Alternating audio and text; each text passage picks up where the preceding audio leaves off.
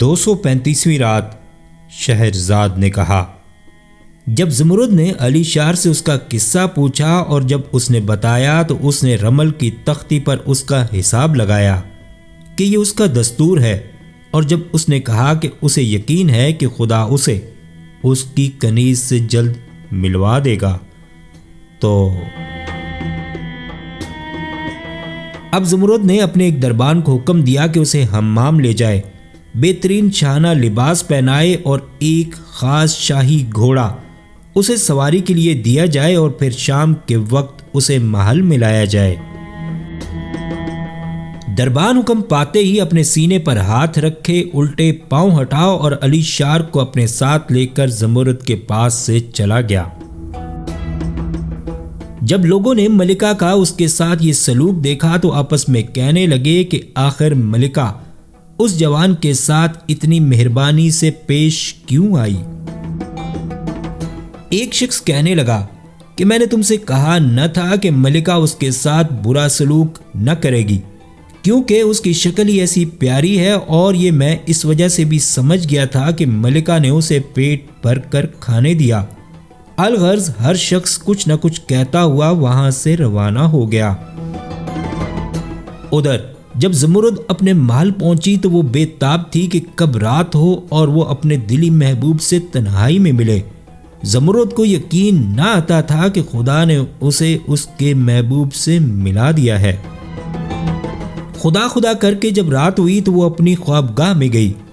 اس نے اپنا یہ دستور بنا لیا تھا کہ 2 چھوٹے نوکروں کے سوا کوئی اس کی خوابگاہ میں نہ ہوتا، اور وہ بھی بغیر بلائے اندر نہ آ سکتے تھے۔ خوابگاہ میں پہنچ کر اس نے اپنے محبوب علی شار کو بلا بھیجا اور خود تخت پر بیٹھ گئی۔ اس کے آگے پیچھے موم بتیاں جل رہی تھیں، کمرے میں سونے کے جھاڑ جگمگ جگمگ کر رہے تھے۔ جب لوگوں کو معلوم ہوا کہ ملکہ نے اسے بلوایا ہے تو انہیں تعجب ہوا۔ ہر ایک اپنا اپنا قیاس دوڑانے لگا اور ہر ایک کا گمان جداگانہ تھا۔ بعض کی رائے تھی کہ ملکہ کو اس کے ساتھ دلی تعلق پیدا ہو گیا ہے اور وہ اسے کل کسی لشکر کا سپہ سالار بنا دے گی۔ ادھر جب علی شار زمرد کے پاس پہنچا تو اس کے آگے زمین کو بوسہ دیا اور دعا دی۔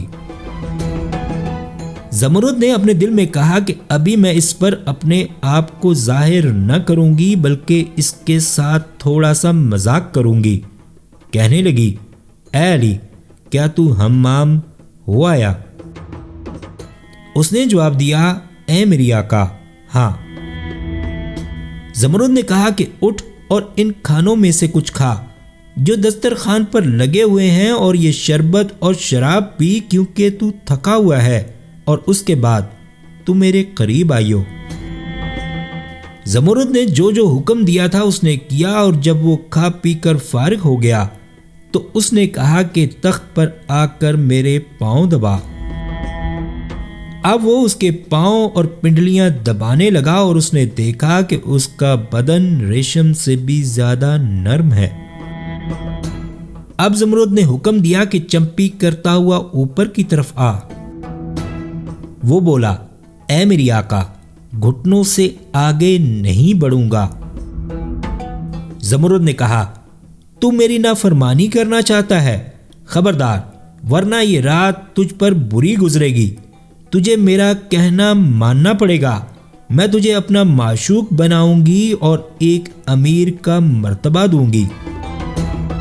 علی شار نے کہا کہ جہاں پناہ، میں کس بات میں تیری اطاعت کروں؟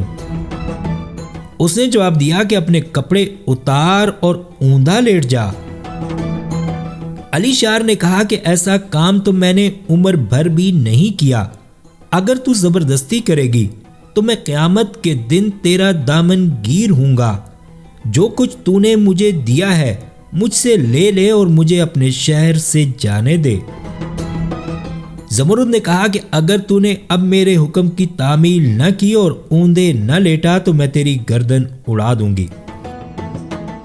الغرض اس نے اس کا کہنا مان لیا اور وہ اس کی پیٹھ پر سوار ہو گئی۔ علی شار نے دیکھا کہ وہ مکھن سے زیادہ نرم اور ملائم ہے اور تمام عورتوں سے بڑھ کر نازک اندام۔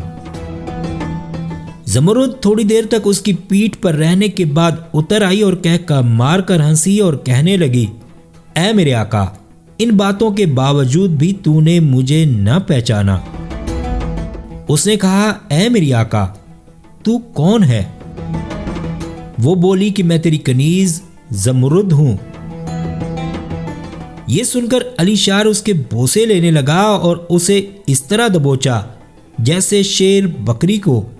اب اسے یقین آ گیا کہ وہ بے شک اس کی کنیز ہے، اور اس رات دونوں نے اپنے بچھڑے دنوں کے ارمان نکالے اور ہجر کی تکلیف اور عشق کی آگ کو ٹھنڈا کیا، اور صبح تک ایک دوسرے سے لپٹے سوتے رہے۔ اگلے دن جب سورج نکلا اور وہ اپنے تخت پر جلوہ افروز ہوئی تو اس نے اپنے کل لشکر اور امراء کو بلوا بھیجا، اور جب وہ جمع ہوئے تو اس نے ان سے کہا کہ میں اس شخص کے وطن کو جانا چاہتی ہوں، میری واپسی تک تم اپنی حکمرانی کے لیے کسی نائب کو مقرر کر لو۔ ملکہ کے اس حکم کو سب نے بخوشی منظور کر لیا اور اسے سفر کے لیے نیک دعائیں دی۔